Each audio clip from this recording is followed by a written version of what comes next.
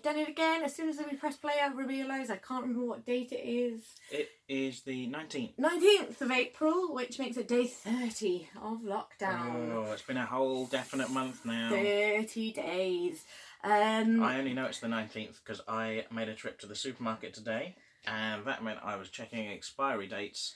And there's no point checking expiry dates if you don't know what the date is. So, like, that goes off at some point. Yep. Yep. All right. Okay. Yeah. So it's the 19th. So 30 days. 30 days of this. Well done. You've not killed me yet. Oh well, you know. There's still time. I don't like to show off, but I've not killed anyone this entire lockdown. How about you? No, nobody. I haven't seen anyone except you, and you're still alive. So, opportunity cost. Yeah. Really, my kill rate is way down. Way down. Disappointing. But yes, I think it's safe to say we are happier than we were yesterday. Yes. Although I have just realised I forgot to top up my wine, so now I'm a little bit miserable. I did top up, have the first glass of the night. Do you want to No, it's over there, and then it's going to be a mess. It's fine. I can wait. Fine. Run cider. We could use the pause button. Should we do a bit of like magical, right? Movie magic. Hang on. Movie magic, right? No, hang on. What are we doing? I put my hand there. Ah. And then Off hands, but yeah. Hey! And we were here the whole time and we didn't press pause and we just did wine by magic. Yeah. That is what happened. That is so careful, Babs. Just pop it by there and she's looking yeah. a bit. Try not to squash a cat. Try not to kick a cat while we're at it, yeah. She looks annoyed. Also, try and hide the litter tray while you're at it. Sit in front of the litter tray. Oh. So, hi guys. Right, yeah, so I've got wine now, so all is well. But yeah, I think it is safe to say that we are a bit happier than we were yesterday. I think yesterday was a bit of realisation kicking in that sort of even lockdown for us had changed to sort of a less fun version of lockdown. And I think we were sort of a bit grumpy in general, a bit sleep deprived, a bit uncomfortable, headachy, but also kind of a bit fed up of not really being able to sort of spend quality time together. It was kind of one of us would be in here while the other one would be getting stuff we needed to get done, but we didn't actually really, other than blogging, have much quality time. But we've sort of worked on that today, and I think we feel better for it. Yes. And also, Chris had a podcast to record, so he did that in here with Kat, and I had a bath, and it was magnificent. I always have long baths. That's sort of my thing. It helps with the fibro pain, but also it's a nice way of switching off. And I haven't really been able to. I've just been having like quick showers that are sort of, since this all kicked off with Poppet. So today I had a glorious bath and it was lovely. And I felt like so much more human and better and happier for it. And it was quite sweet that I was in there and I was overhearing but only your half of the podcast. And it sounded quite fun. I was having entertainment while I bath. Because I was recording a podcast, but I was maintaining all the social distance rules, and we were doing it using Discord. It's not my podcast. I was the guest on a guy called Zach Williams is the host, and it's called The Most Best Podcast. Series 3 is recording now, but it's the first series. Normally he gets people to come to his home studio, and this is the first series he's done remotely.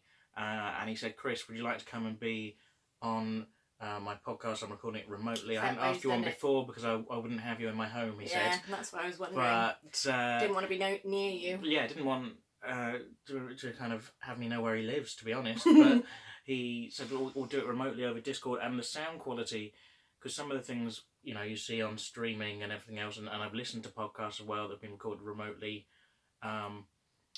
Have that weird, like, talking to someone on the phone. Echoey kind of thing. Like when they have someone on the phone on the radio, so that it'll all sound great in the studio, and then the phone person sounds just like that. And that can be a bit much if you're listening to a podcast for like an hour. Yeah, but definitely. He sounded very clear to me. He's obviously the one recording it at his end, but he seemed to think it all sounded very clear, and it was a lot of fun. I mean, it's hard for me to gauge how fun I would normally have found it, but it's such a novelty. I think I'd have enjoyed it, don't get me wrong, he's a lovely fellow, but I think I enjoyed it all the more for just a bit of variety and a bit of interaction with somebody who isn't me or a cat. Throwing weird random questions at me is a lot of fun. It's kind of I should probably explain what it is in order that you might be tempted to tune in. It's kind of a quiz show, kind of game show format, but it's done with a sort of degree of irreverence.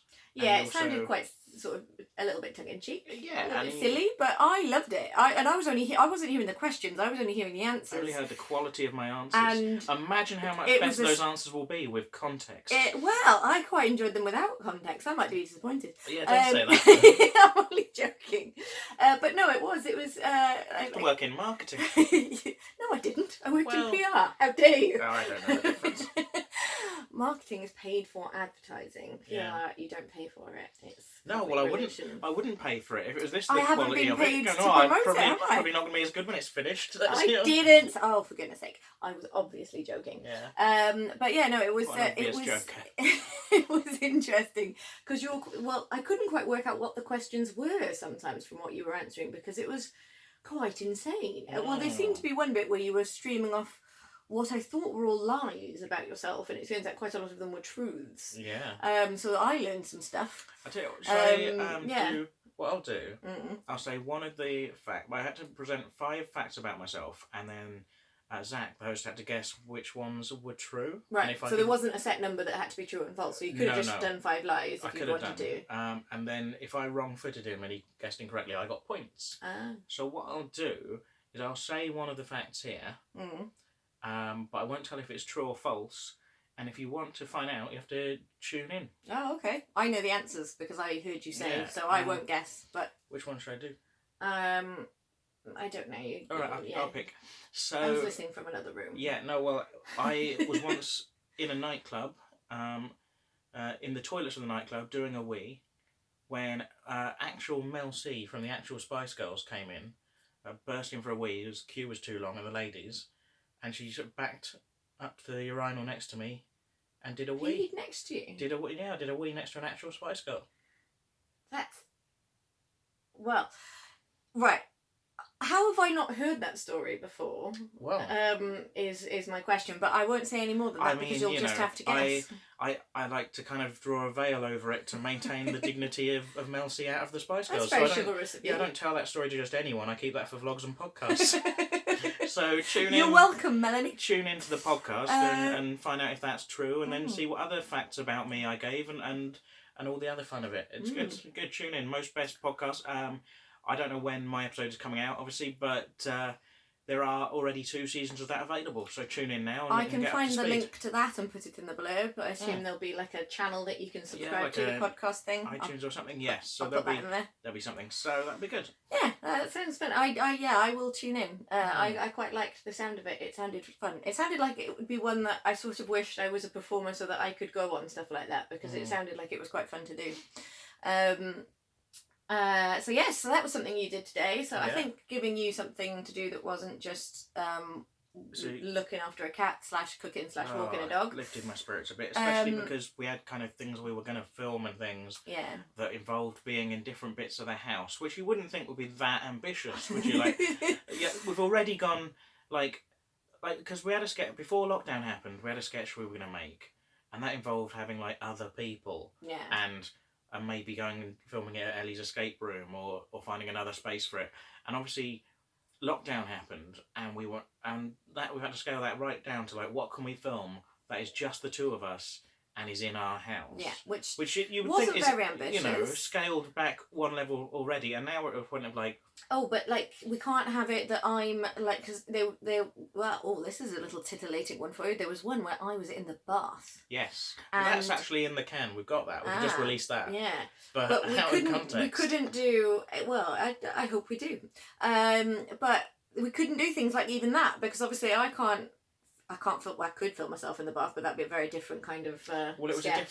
a different. And you were then supposed to film me doing something, but it involves Ellie has to be there to kind of do the voiceover and kind of film. You'd have to be doing it in here, which wouldn't make any sense. Wouldn't work. And then there was another bit where you were supposed to be doing. Well, anyway, we won't explain it, but it involved more than one of it.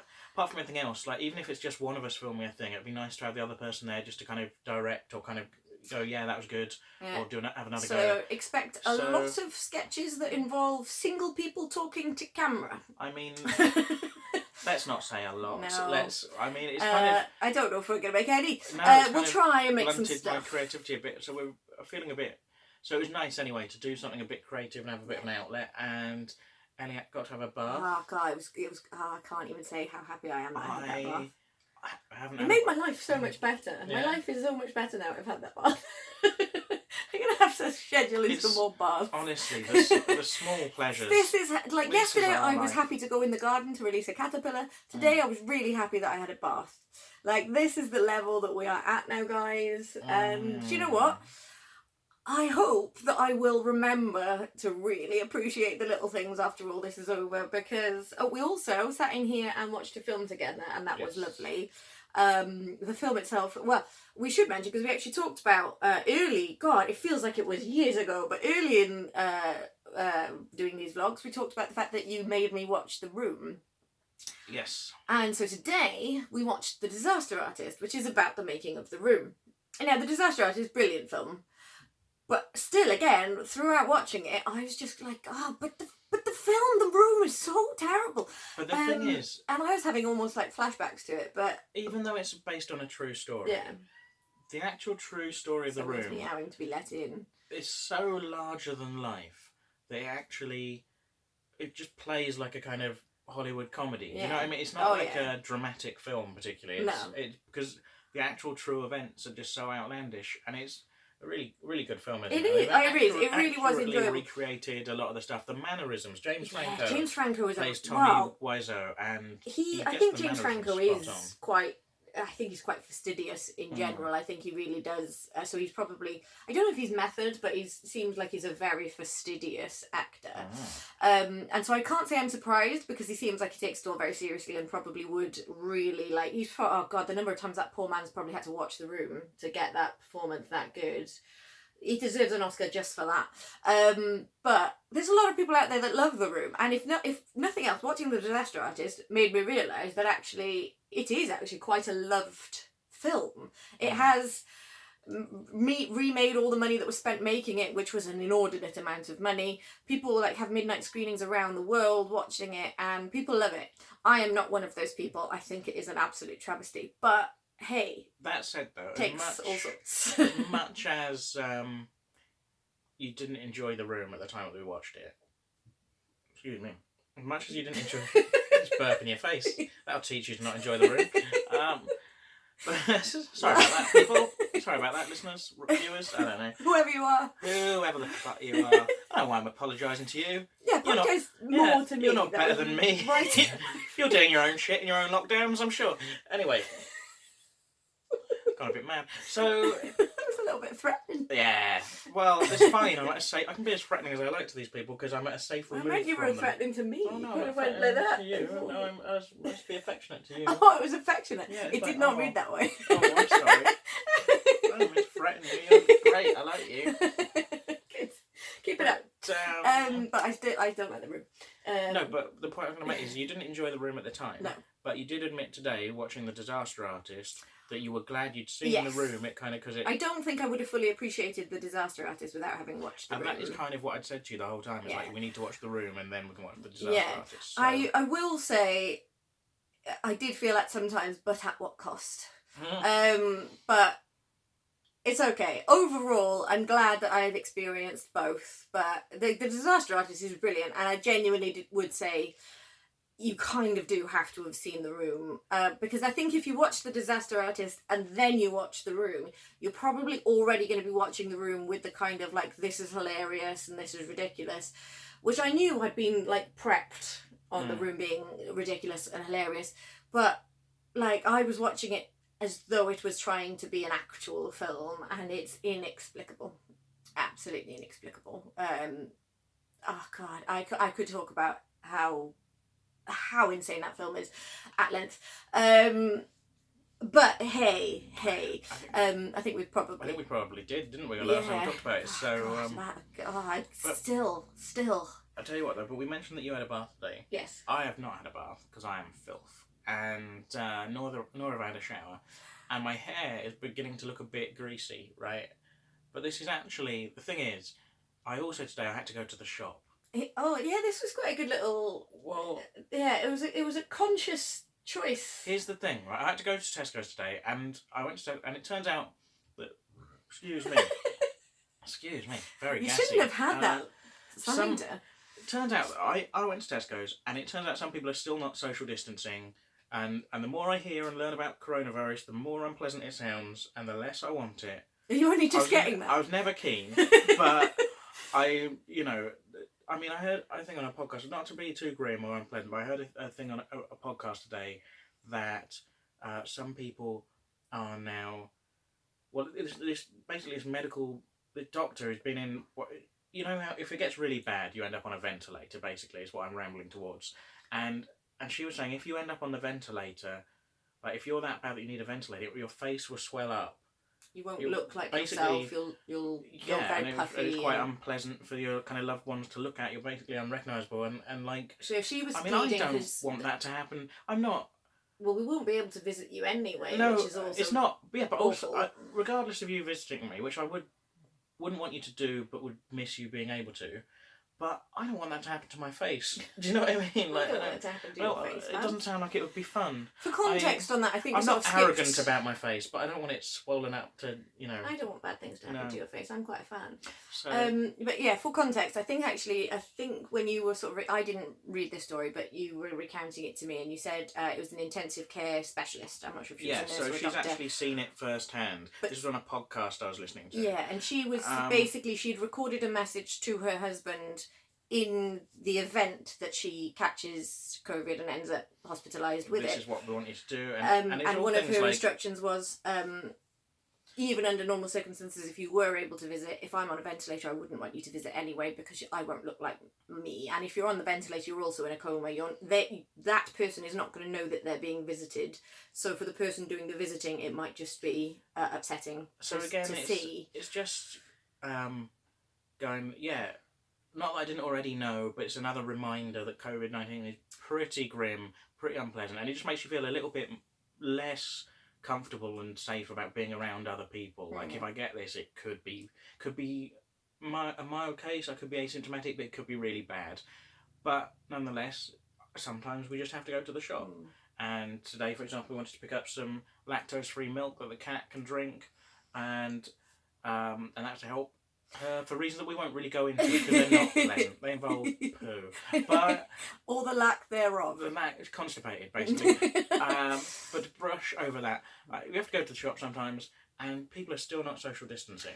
Yeah, your reaction when you came in from that was a very strange, a tone of voice I've not heard you do before. You sort of came in and went, "So, people are still not social distancing." It's like it was literally speaking. You were speaking through gritted teeth. It was really weird. Okay. I've not seen you speak like that before. I was not happy because I mean it's nice to get to the shop and get some things that we need, but yeah, it's just like, come on, guys. How many times do you need to be told? People weren't wearing masks. People weren't social distancing. They're coming the wrong way up the one-way system in the supermarkets, and the staff. You know, I mean, God bless them, the staff right now in these supermarkets, they're putting themselves at risk and they're vulnerable and they're kind of still working and ploughing on and all the rest of it. But, I mean, they were not doing anything much to enforce any of this stuff, and they were not... They're probably sick of this shit. They're like, well, I'm having to be exposed to all of you idiots anyway. I'm not going to go out of my way to protect you from each other, I guess. So it's... you know, we're all sick of this. But anyway, so I'm not meaning to have a go at supermarket workers at all. You know, they're doing valuable work and it's very hard right now. But it's, you know, these systems are put in place and they're not being enforced. I suspect there's probably a lot of people in jobs like that are wishing they could be 80% furloughed right now. Yes, absolutely. And they've not had any extra training to support them in like enforcing this stuff in situations that they've not ever been expected to face or wherever, and probably for minimum wage. So yes, so you know, I actually no shade being thrown on the staff. Don't want to sound like I'm having a go at the staff actually, but it's just they're in a difficult position. But the customers are just not social distancing. That's a big pain. But anyway, so as part of that, even before I went to the shop and before I had that experience, I was already sort of going, well, I've not washed my hair. Look at it normally. If I'm leaving the house, I would like to think, you might not think it to look at me, but I take some sort of pride in my appearance. Like, I'm not an arrogant man, but I would, you know, try and make sure I've washed my glasses, make sure I've washed my hair. Yeah. And I'm looking vaguely presentable. And literally today I was sort of going, well, maybe if my hair's a bit greasy and matted, maybe people will stay away from me in the shop. He still had the blue from yesterday, but it had actually sort of smudged across his chin, so he had sort of a bit of a blue smeary chin to it, because he sort of said, I don't have to, like you did, I think you said, I don't have to wash to go to the shop, do I? And I went, well, you might want to wash your chin, and then he just went, wearing a mask, and I was like, that's fine, isn't it? That's under a mask no one will see. But don't need to do that then. But then you go the extra step and go, even the things that people can see, maybe if I look a bit grotty, people will stay away. It's a conscious decision. You know, maybe you should have tried to be a bit smelly. And I realise I should be making an effort for you, but I'm mostly making an effort for these people at this point. I'm not putting on makeup for you, Babs. Well, okay. I'm putting it on for these guys. Hope you're grateful. Not that I've made much of an effort today, but you know, got colour on. What more do you want? Well, I wouldn't normally, if we were just pre-lockdown, if we were just spending the day together in the house, I think you'd probably think it was a bit odd if I put my makeup on, because I think I do know some people, mainly women, who always have a full face of makeup anyway, even if they're not leaving the house. It's just part of their routine. Just get up, brush teeth, wash face, put on face. Fair enough, that's your thing, that's absolutely fine. And also people who don't wear any makeup ever at all, ever. I'm very much, I'll wear a full face of makeup to go to work or if I'm going out, but if I'm in the house, I'm not really putting makeup on. I'm sort of, you're lucky if I'm wearing clothes, to be honest. I generally live in pyjamas, don't wear bras, don't put makeup on. So lockdown, you'd think I would be extending that to more of the same, but actually, because I'm not leaving the house at all, because I'm not really doing the shops or the dog walks, although I think tomorrow I might do the dog walk, because I'm feeling cooped. I think the one room approach is now starting to make me feel genuinely quite cooped up, so if I can take dog walking duty tomorrow, it does get a bit claustrophobic. I need to be out. Well, maybe you can do a dog walk and then I'll do something different, like I'll go downstairs and just watch some wrestling on the sofa or something. We'll both take a bit of a break. Yeah. But I recommend baths. Have I mentioned how much it was nice? Or maybe I am getting a bit smelly. She's being quite adamant about that I should take a bath. You're not smelly. No, maybe I will take a bath though. That would be nice actually. But but the makeup thing, I'm doing it for you. But I have noticed, and I mentioned to you sort of as I was putting this on, I don't think it looks like, at least on my camera that I'm looking at, that I'm wearing a huge amount of makeup. I think you can tell I'm wearing makeup, but I don't think it looks like I've got ridiculous amounts on.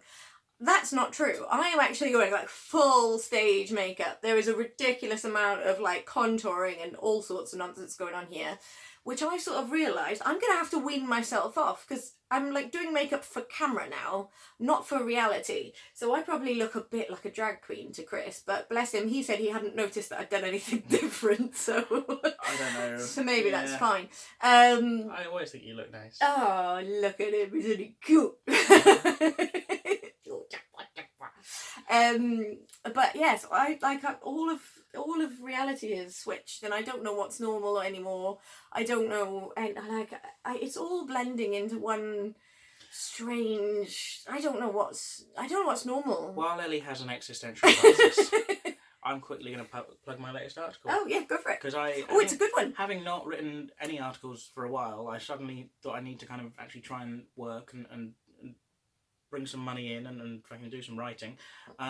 And so I've written another article for the What Culture website. I think we sort of mentioned it, but we didn't go into details about what it was going to be. We mentioned it was going to be Disney. It's come out on the website today, because Disney Plus, the new streaming service, has come out, and there's been a bit of controversy basically around Daryl Hannah's yes. arse. It doesn't seem the most topical subject to be controversial at the moment, but it makes sense because it's just gone on Disney Plus, which I is the new streaming service. Was Disney. Now, Disney Plus, everything on there is PG-13, so even though Disney owned or under, but and PG-13 I think is actually an American classification, but it's the equivalent over here, 12A or something maybe. So they haven't added racy bits to any of the Universal. Even though, for example, Disney owned the same imprint that made Reservoir Dogs. So Disney technically own Reservoir Dogs. They're not going to put that on Disney Plus. No, it's not. It's a family-friendly streaming service, but they also own Hulu. So there are other stuff that they own. They can put it onto Hulu. Right. So they've got the slightly more grown up for that stuff. But is Star Wars on Disney Plus? Yes. Huh. So what it means, though, is it does mean that they've had to make certain edits to things that they don't really want to shunt onto Hulu. They want to include it in the Disney Plus catalogue, but there's just maybe the odd line or scene. And they've decided that Daryl Hannah's bum is beyond the pale, so they've edited that out. And what they've done, though, in some scenes they've kind of cropped it or blurred it, but in one scene they've put hair all down her back. Yeah, you've used the still in the article, and even the still just looks atrocious. It looks like a really dodgy CGI job. I mean, because that is what they did in the film originally, because she's running around in that... There's a lot of that film where she's got her top off. And obviously they're doing lots of the, like, because she's a mermaid, they've got the long hair thing. Yes, if you've never heard of Splash, it's a film about a mermaid. So she has... I suddenly realised we didn't give any context for that, we just assumed you know what a Splash is. But Tom Hanks is in it, Daryl Hannah, it's good. I like Splash, it's good fun. But they've done a really bad CGI. Anyway, so that's led to a lot of controversy online, all of which is more context than you really need to know. But basically the article is just every example of sort of editing or censorship on the new Disney Plus streaming service. So every film they've gone in and changed or edited or done something to. Some that make sense, some that are just sort of terms that we wouldn't use anymore, which is fine. Like, change that, that's good. Some, like the Daryl Hannah bum thing, I sort of think, well... The bum is not being looked at in a sexual way in this, and also everybody's got bums, and like she's part of the thing with her being a mermaid is basically if she's dry she's got legs, but if she's wet she's got a tail. So there are sort of scenes where she might have been wearing clothes, but then she gets wet, and so then she's naked. And but like kids think bums are funny, don't they? Bums are funny. Bums are funny. Yeah. I know mine is, but so yeah, but it's thank you. You're welcome. But it's a nice thing. So it's a fun little article anyway about Disney. So not all my articles are about wrestling, I guess, is the takeaway. That's the moral of the story. So if you but we'll put the link to that in the description as well, and have a read of that if you fancy. We've got a little bit of time left to discuss some real world news. What do you reckon? Well, yeah, actually, there's a couple of things that I want to mention, and one of them I'll mention quite briefly, hopefully, but I will put the link to it. Now, we've been quite scathing about the government response to COVID and everything that's been going on, and sort of the lack of response, and then the slow-footed approach to protecting the NHS, etc., etc. We've been going on about that. But don't take our word for it, because now there are experts. Well, the thing that I was actually going to say, like, we are obviously quite left-wing, and people could easily dismiss us as, we're just looking to find fault in a right-wing government because we don't like right-wing governments. Well, the Sunday Times has released, it's a long article, it's some really thorough investigative journalism, it's a long piece, so it is a big read. It is behind a paywall, but I have a link to a not behind a paywall copy, so I will put that in the if you go on the Times website, that's not going to tell you you have to pay or sign up, but we'll share the goods. You can read the article, but basically it's about 38 days in which Britain sleepwalked into a crisis, and it's sort of going through every single stage where warnings were made and ignored and not heeded, some very damning evidence. And the fact of the matter is, this was the Sunday Times, this is not a left-wing outlet, and I saw that article's being shared out, and sort of bullet points from the article, because it is a big article, are being sort of shared about. Caitlin Moran, who I love, she tweeted it, I think yesterday, or I saw it yesterday, it might have been the day before she tweeted it, I'm not sure, but she tweeted it, and I was staggered by the number of responses that were just, it's all well and good to say this in hindsight, we didn't have a crystal ball, you're just attacking the government because you don't like them, basically. I'm like, no, because other countries got COVID before we did, reacted differently, and have got a lower death rate than we do now. Also, those countries had better provisions in their healthcare service. One shining example, Germany has handled this very well, it seems, but Germany had a better playing field to attack this on, because Germany has an average of 26 intensive care beds per 100,000 people, I think. I might be fudging those numbers, but it's 26 per something. Britain has 6. because of 10 years of cuts and shrinking things back, Britain also, comes out in this article, have been not spending money on pandemic training and provisions. So they had been previously stockpiling PPE. A lot of that's gone out of date and so is no longer useful. But then there's other things, like after this was all kicking off in China and leading scientists warned about this, they didn't make any more PPE, but they shipped out quite a lot of ours to China for a profit, being like, yeah, we won't need that. Except we need that, we really need that, and we don't have it. And there's lots, basically it's a very damning article with a lot of that going on. There's just a lot of stuff of like, because again, it's not us just having a go at the government because we don't like the government. There's just evidence, mounting evidence from all directions about all sorts of things. History will not look kindly on the way this goes. Even Boris if people Johnson now are choosing happily to have a weekend away with his girlfriend in February, or just not going to Cobra meetings about this that are supposed to be preparing the country. A memo had gone out to all his aides saying, don't give him any memos that are more than a page long, he won't read them, because he's going through some stuff right now, guys. Basically, well, we're coming up to time, unfortunately, so we're going to have to end that there. But I will put the link to the article. Do read it. Spent too long talking about Daryl Hannah's bum again. Oh, damn, always. That old chestnut. Very much characterised our last few weeks of lockdown. That's it? Yeah.